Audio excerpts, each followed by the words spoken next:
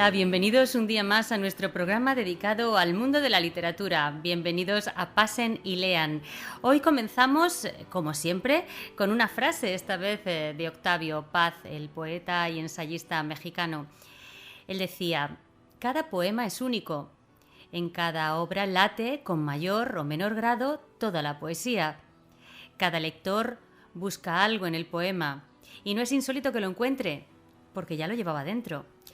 Hoy tenemos con nosotros en nuestros estudios a Borja de Diego. Él es escritor, es autor de El leñador de sombras y otros cuentos, editado por Ediciones en Huida en el 2010, y el poemario Barro, también de Ediciones en Huida de 2013. Es periodista, licenciado por la Universidad de Sevilla y está en continua búsqueda de la especialización hacia la cultura. Redactor en la revista cultural El Giraldillo, actualmente realiza críticas teatrales y musicales para el Club Express tras haber abordado otros terrenos como el cine o el videojuego alternativo. En definitiva, el autor que hoy nos acompaña hace un poco de todo. Como dramaturgo es autor de Leyendas de Agua Dulce, con una adaptación teatral de historias populares en las ciudades por las que pasa el río Guadalquivir, representada por la Madeja Teatro entre julio y septiembre del 2013 en el Pabellón de la Navegación de Sevilla. Y ahora, hace muy poquito, ha publicado su última obra, su último trabajo. Se llama Cartas, publicado por la editorial Anantes y que, bueno, pues estrena con Miau Teatro, con Juan José Morales Tate y a la dirección y Mila Fernández a la interpretación. Cartas son 6 monólogos de mujeres heridas por la historia, anuladas por los tiempos que vivieron y sus cargas. Quisieron contarnos sus secretos como si fueran sus últimas palabras: la derrota de Cleopatra, Marie Curie y su ausencia, la frustración de una Mary Shelley abocada al aborto, la culpa compartida de Eva Braun ante el horror de Hitler, el peso de la belleza de Marilyn Monroe, o la paz y el descanso del río de Virginia Woolf. Como les decía, Borja de Diego está hoy acompañándonos y yo creo que, bueno, lo primero que sería preguntarle es: tú eres un autor o un escritor, un polifacético. Yo no sé, te has dedicado tanto al relato como a la poesía, como a la crítica literaria, el periodismo. ¿Con qué te quedas? ¿Con qué se queda Borja de Diego? Bueno, todo circula alrededor de la poesía, me parece a mí. Entonces, es guay este tema, porque de hecho ahora quería yo meterme en otros terrenos todavía más rebuscados, como son los cuentos infantiles, o tengo también una novelilla en mente. Entonces va uno abriéndose géneros, ¿no? Casi. Pero no, yo creo que todo gira en torno a la poesía. Es lo que a mí me mueve y desde la mirada, al menos, que intento yo abordar, ¿no? Todas estas cosas. Fíjate que yo pensaba, porque los dos nos hemos licenciado en periodismo por la Universidad de Sevilla, y yo pensaba que me ibas a decir algo que yo siempre digo en las presentaciones, y es que en realidad lo que nos motiva es como la comunicación, ¿no? Y al final hay como que uno anda buscándose los trucos para llegar al otro y enamorarlo, ¿no? Claro, pero precisamente es que la poesía tiene eso, ¿no? Sí. De comunicación, y tal vez en el terreno más mágico y más directo. De la misma forma que la danza, ¿no? Tiene esa parte de fe y a la vez de hechizo en cuanto a movimiento, ¿no? En cuanto a lo que llamamos arte escénico. La poesía, para mí, pienso, y he hecho periodismo, ¿no? Y también me mueve mucho, tiene aquello, ¿no? De contar lo que, tal vez más allá que lo que vemos, lo que hemos sentido Las y emociones. padecido, claro. Estábamos hablando antes de comenzar el programa de esta última obra de Cartas, que me parece muy interesante lo que me estabas contando y que yo quiero que compartas con nuestros oyentes acerca de cómo surgió, cómo ha crecido y cómo se ha convertido en una obra de teatro, en realidad antes de ser un libro, para mostrar toda esta idea, ¿no? Háblanos de Cartas. Sí, Cartas, digamos que nos coge tanto a Mila Fernández, que es la actriz, como a mí en un momento extraño, ¿no? Que es este que vivimos, y que, bueno, pues queríamos, ella es actriz profesional y llevaba ya una carrera, ¿no? Y queríamos hacer algo nuestro, algo que defender, algo... Entonces nos decidimos por esta idea, por contar estas historias de mujeres a veces sepultadas o ignoradas o maquilladas, y queríamos llevarlas a la verdad. Entonces montamos la obra con Juan José Morales Tate, que es un grande, y él se dedicó a la dirección. Montamos Miwa Teatro, ¿no? Como no compañía, propuesta, cosa que tenía que... contenedor, ¿no? Que tenía que llevar todo este mensaje. Y una vez teníamos la obra, pues yo tenía la intención de moverla, de ver, buscar un poco cómo publicarla, ¿no? Entonces pasó una cosa muy divertida y es que fuimos estratégicamente a un encuentro del Centro de Documentación de las Artes Escénicas de Andalucía que trataba sobre publicar teatro, iban varios editores y fui yo ahí con mi manuscrito bajo el brazo, ¿no? Hecha ya la compañía, estrenada ya la obra, viendo que funcionaba. No, mentira, no habíamos estrenado todavía la obra. Y en este encuentro sobre publicar teatro nos encontramos con que las editoriales no publicaban teatro. Fue una cosa súper Sí. divertida, con lo que conseguimos convencer a Nantes, que es la editorial, y que están tan locos como nosotros, y que vinieran a ver la obra justo cuando la estrenábamos, y les convenció aquello, la energía, las intenciones que caracterizan la obra, pero también la idea que teníamos conmigo a teatro, ¿no? Que somos, pienso, muchachos en paro y casi que sin más futuro que el que podamos hacer con nuestras manos, los convencimos. Entonces surgió el libro y sobre todo desde una propuesta que buscaba dar salida editorial al teatro, porque a día de hoy es un terreno todavía peor transitado o todavía más difícil de transitar que la poesía, ¿no?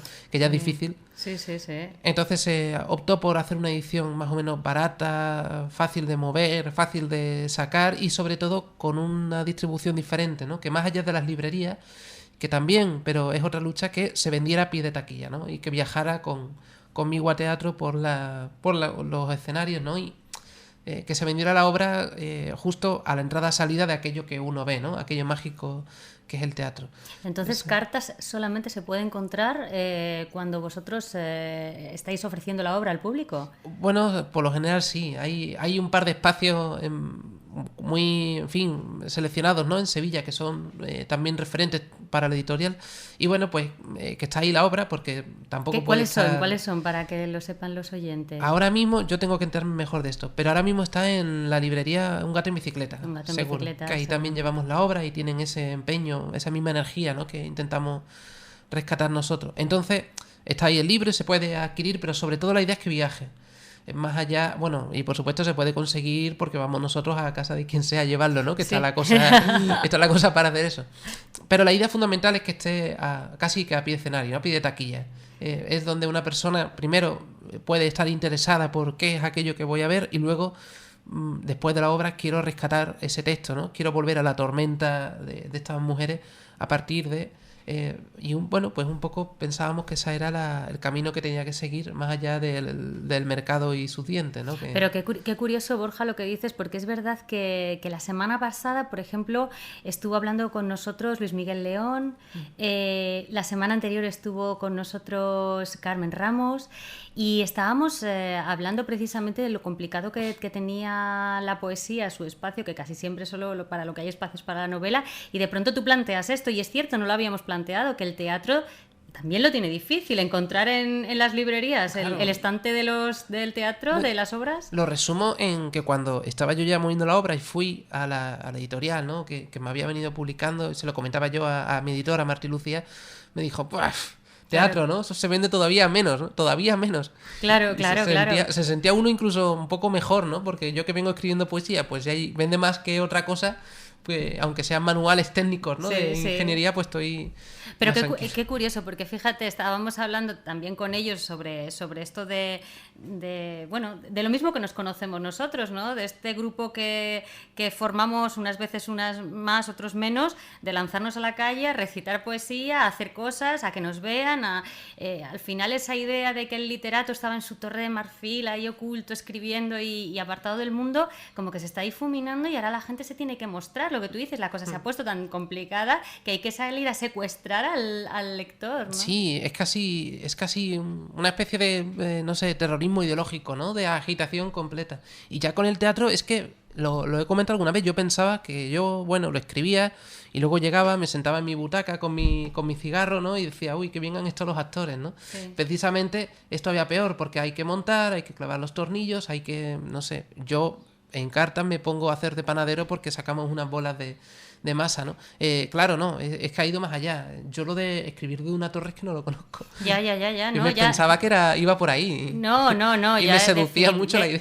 Definitivamente hay que salir a picar piedra al exterior. Clase obrera de la escritura. Totalmente, totalmente. En esta última obra, en Cartas, te adentras en el alma de algunas de las mujeres más interesantes, atractivas y controvertidas de la historia. Yo me preguntaba, bueno, ¿cómo se consigue eso sin acabar uno esquizofrénico? Y nada, te lo quería plantear para que nos lo cuentes. Bueno, igual yo creo que tengo un avance ya de eso, ¿no? Ya estoy medio perdido. Pero sí que, hombre, tiene una estructura capitular, ¿no? Entonces hay una pequeña diferencia, hay un espacio de tiempo que a mí me salva, ¿no? De caer en la locura total.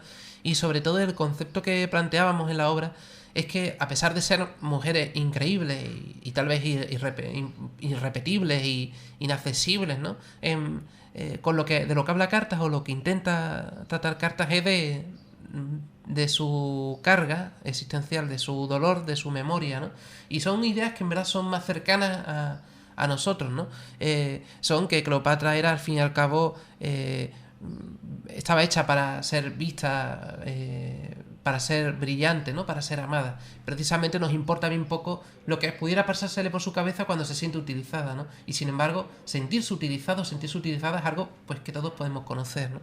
Y hay un más allá. ¿Cómo me meto yo en voces de mujer? Porque la diferencia, de hecho, es insalvable, ¿no? Y de hecho, por ahí alguna vez me ha comentado a alguien en una presentación, un hombre escribiendo de mujeres, ¿no? Y que son cosas que nos recuerdan cómo de atrasados estamos en idea de igualdad, ¿no? Entonces nos adentramos yo creo que es un lenguaje universal, que es el dolor y que es la emoción, y que eso, teniendo en cuenta ciertas cosas, ¿no? Como bueno, y un trabajo de empatía, Exactamente. Porque claro, yo que escribo novela histórica y muchas veces digo, si a mí me cuesta entender a mi abuela, ¿cómo entender a alguien que ha vivido 20 siglos atrás? Claro. ¿No? ¿Cómo ponerte en la cabeza de alguien y de sus circunstancias? Porque las preocupaciones, más o menos, no siempre, no igual, no de la misma forma, pero vienen a ser las mismas. Sentimos la empatía, claro. Claro, sentimos de la misma forma, y casi que el dolor es memoria, ¿no? O el amor es memoria. Entonces venimos entrando en...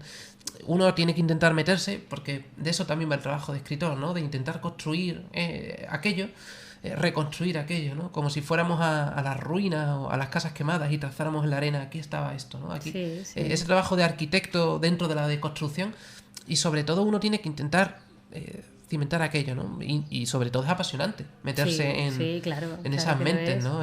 De hecho, te iba a decir, digo, tú eres un poco como Flaubert, ¿no? Que decía Madame Bovary c'est moi, ¿no? Y él claro. y es uno de los mejores personajes femeninos que se han dibujado en la historia, ¿no? Y lo ha escrito un hombre, yo lo digo muchas veces. Tiene que haber algo ahí de posesión diabólica, incluso. Sí, y yo además soy de las que baraja la teoría de que todos los personajes es el autor, o sea, siempre, cada uno de ellos, aunque sean los más rastreros y nos dé mucha vergüenza reconocer que son nosotros, pero ahí están.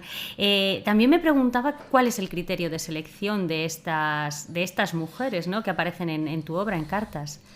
Eso me han preguntado también alguna vez. ¿Y por qué no otras, no? Sí, ¿por qué ellas y no otras, no? La verdad es que primero buscábamos, la primera idea que queríamos coger es que fueran mujeres que hubieran optado por el suicidio, para intentar acercarnos a ese último mensaje, ¿no? Cartas como si fueran todas una despedida, que tendrían que decirnos antes de entregarse a la serpiente, ¿no? Como el caso de Cleopatra.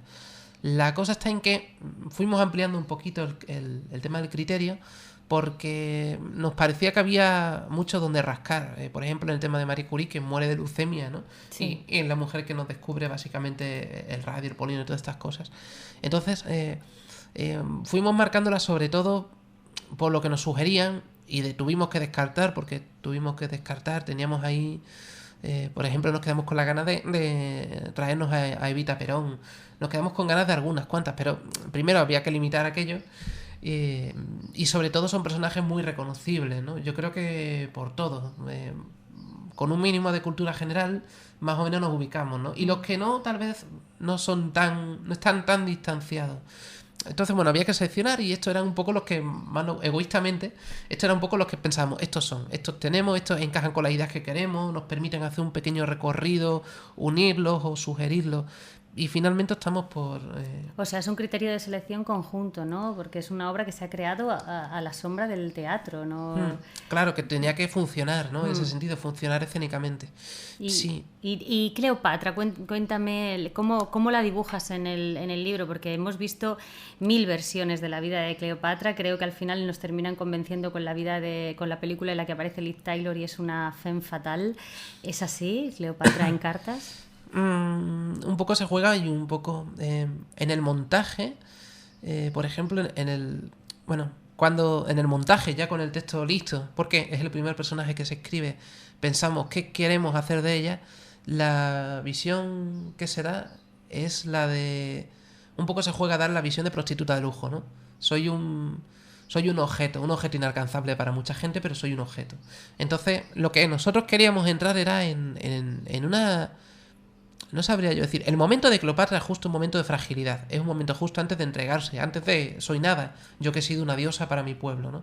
Y va mucho por el reproche y de sentirse traicionada. Entonces, sobre todo, lo que queríamos dibujar era la caída de ese panteón. Queríamos dibujar esa ruina con esos pequeños detalles que te dicen que ha sido un palacio, ¿no? Pero sobre todo que se notara esa fractura. Partimos de un personaje que ha estado arriba, pero ante todo nos queríamos meter en cómo ahora mismo está en llamas, ¿no? Entonces va más bien por la desolación. Va más bien por ella ha sido algo tan brillante y ahora está tan apagado, ¿no? Y entonces no queríamos entrar en la pinturilla, ¿no? En que era una gran mujer, porque efectivamente era una gran mujer, pero no era una gran mujer porque fuera una belleza, ¿no? A mí me parece que quedarse en eso sería terriblemente, no sé, machista, ¿no? Era una gran mujer porque tenía una gran fuerza también, porque tenía que convencer a todo un pueblo dedicado a coronar dioses, ¿no? Que no es poca cosa.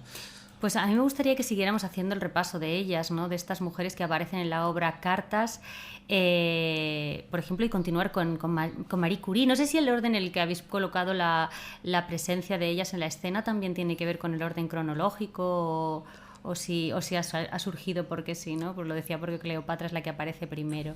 Es un orden un poco caprichoso según la voluntad del autor. A mí me encajaban así. Y en la escena hay incluso un pequeñísimo recorrido de objetos que van transformándose y pasando por las manos, ¿no? Y que nos permitía... Pero a la hora de escribir realmente a mí me funcionaba un poco esa idea, ese orden. Pues, y Marie Curie, háblanos de ella, de su presencia en Cartas.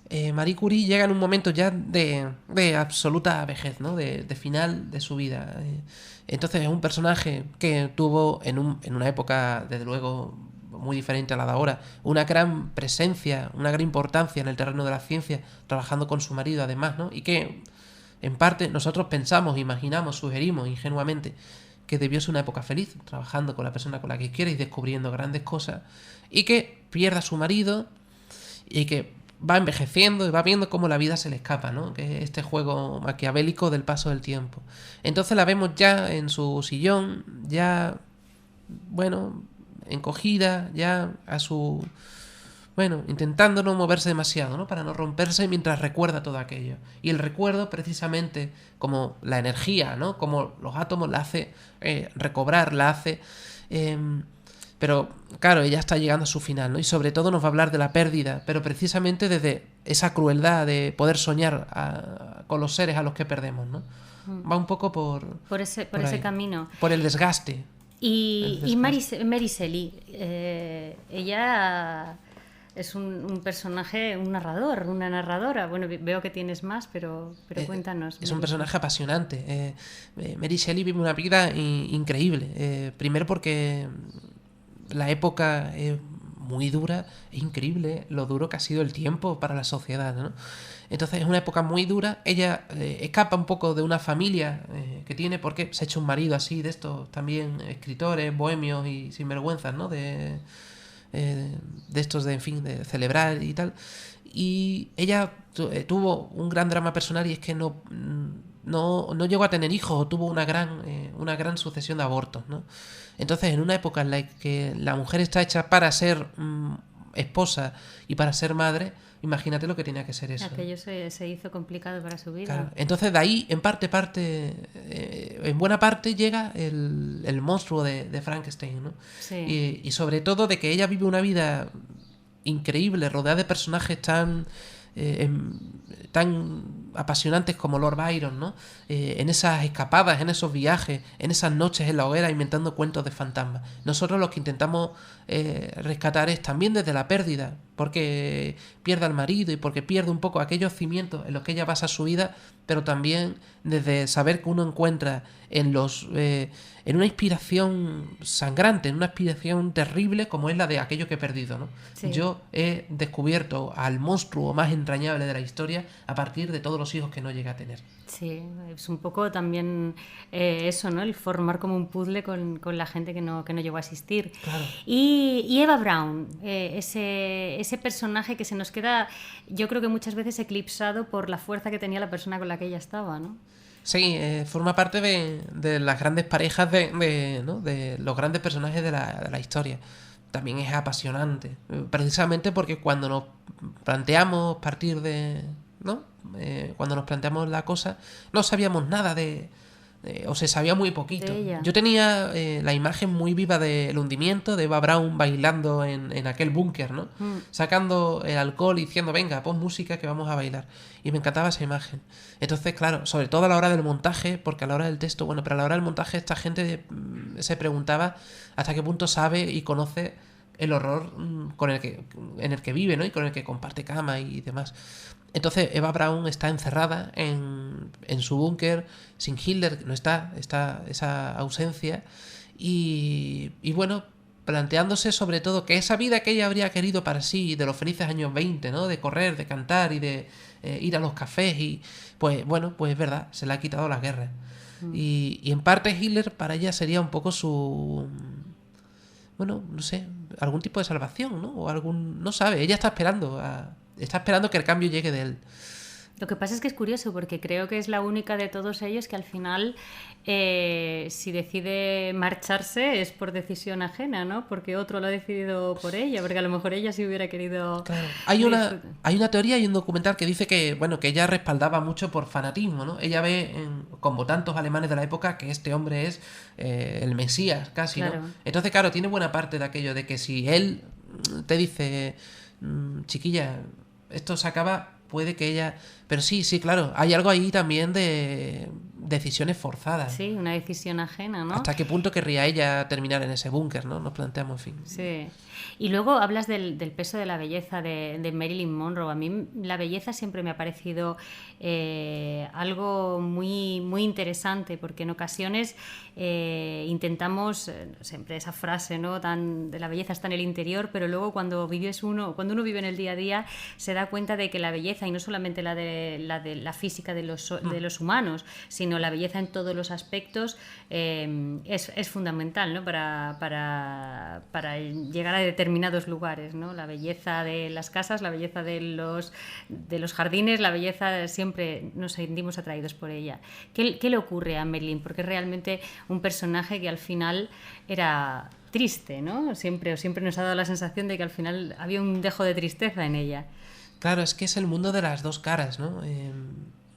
Tal vez, salvando muchísimo la distancia, aquí tenemos el ejemplo de Marisol, ahí detrás cuando se apagan las cámaras y cuando nos quitamos el maquillaje, hay una increíble soledad, ¿no? Entonces Marilyn la cogemos en un momento de intimidad en su camerino, en el que todavía es Norma Jean, pero se está maquillando para salir a cantar el famoso Happy Birthday de Kennedy, y vemos todas esas contrariedades. Y de hecho me enteré, ¿no? De que Norma Jean era morena, por ejemplo. Me llamaba mucho la atención, ¿no? Sí. Entramos en todas esas contrariedades que fomentan que articulan su mundo. Entonces, claro, ella, digamos, es increíblemente guapa, y sin embargo esa belleza no le corresponde, ¿no? Corresponde a un personaje que ella está encarnando. Habla del mundo del arte, habla de la soledad en la que ahora misma se encuentra, ¿no? En ese camerino puede ser grosera o puede, no sé, beber coñac, no es el caso, pero que en ese momento de intimidad puede ser ella, ¿no? Y ahí vemos cómo tiene que luchar con otra personalidad, en parte impuesta, ¿no? En parte esperada por ella, en parte impuesta, y no sabemos hasta qué punto ella quería llegar a ese lugar. Y sobre todo, claro, todo eso peligra, porque lo que a ella le da la arma frente al mundo es la belleza, que es una cosa que depende también, la belleza física, que depende mucho del tiempo, ¿no? Entonces, en parte, ella también se siente engañada por esa gran verdad de que las actrices envejecen y las modelos, ¿no? Se envejecen, se arrugan y se guardan en un cajón. Sí. Hay mucho de todo aquello que termina explotando en un encontronazo. Bueno, eso no le pasó nunca a ella. Ella siempre será joven, ¿no? Para nosotros. Claro. Ella siempre se mantendrá ahí, como le pasaba a James Dean, ¿no? Claro, pero hay tanta sombra también alrededor, claro. Incluso alrededor de su muerte, y tanta sombra. Sí. Se hace uno tantas preguntas que por ahí va precisamente el tema de cartas, ¿no? Que nosotros queríamos poder formularlas, ¿no? Y que la gente se hiciera preguntas también después de terminar. Claro. A mí, por ejemplo, la última de estas mujeres, Virginia Woolf, siempre me produce una tremenda tristeza, porque creo que hay una idea generalizada de que la literatura o los buenos literatos o las buenas creaciones o las buenas obras literarias surgen de personas atormentadas, ¿no? Y yo soy de las que está muy en contra de eso. Me niego a que eso sea así, ¿no? Espero y deseo que uno no tenga que estar atormentado y sufrir el resto de su vida para hacer buenas obras, pero en el caso de ella sí era así, ¿no? Claro, voy a romper otra lanza a favor de tu pensamiento, que lo comparto mucho, ¿no? Escribir consiste en escribir, no consiste en vomitar sangre por las esquinas, que sí. Es esa idea que nos han dado, no sé, que uno se lo termina pensando también, ¿no? Para ser un gran escritor como Bukowski hay que ser un gran borracho, ¿no? Hay que estar muy triste, ¿no? Claro, hay que sufrir tanto, y no va por ahí. Lo que pasa es que el sufrimiento y el dolor es bello, ¿no? Y Virginia Woolf carga con una enfermedad terrible, y a mí, la razón por la que está ahí, sinceramente, la razón por la que está ahí es por cuánta luz para mí ofrece, ¿no? Primero por su escritura, porque es verdad que no hay que querer tanto a los autores como a su obra, ¿no? Que es una cosa importantísima, que nos vale también para Bukowski, ¿no? Y a mí me da una gran luz la carta que ella escribe a su marido. De hecho, la escena es la carta realmente, que ella escribe a su marido de despedida, me parece luminosa, ¿no? A pesar de todo el sufrimiento que conlleva, de todo el dolor, en fin, eso no se lo puede quitar nadie, está llena de luz, ¿no? Yo me voy porque no puedo, porque así no puedo, ¿no? Y te dejo y me despido de ti tan suavemente, y voy, y ese tacto, esa lucidez en mitad de una tormenta sin igual, me parece, esa decisión tomada desde la tortura interna me da una gran luz, ¿no? Aparte de, claro, de que ha dado lugar a obras con las que hemos llorado, ¿no? Y bueno, ya para despedirnos, porque se nos acaba el tiempo, como nos pasa siempre, pero quería saber si estabas hablando de estas cartas y de otras mujeres que se os ocurrían. ¿Barajáis la posibilidad de que salga Cartas 2? Sí, bromeamos mucho con eso. Con que escriban ellos, por ejemplo, ¿no? Con que salga Hitler y tal, Marco Antonio. Ah, pues eso estaría muy bien, ¿eh? O coger las mujeres que se nos quedan en el tintero y hacer Cartas 2. Bromeamos mucho con eso. De hecho, ahora en mi escritura estoy empezando a sacar poemas y cuentos que van con un 2, ¿no? Metiéndole la secuela como... Pues yo creo que sería interesante. ¿Tenéis previsto alguna próxima actuación para que los oyentes lo sepan? ¿O cómo pueden saber cuándo vosotros tenéis prevista una actuación? ¿Tenéis alguna manera...? Estamos ahora mismo intentando cerrar fechas y distribuir, movernos y demás. Lo que pasa es que ahora es cuando terminaría la temporada teatral. Entonces ahora mismo está la cosa parada.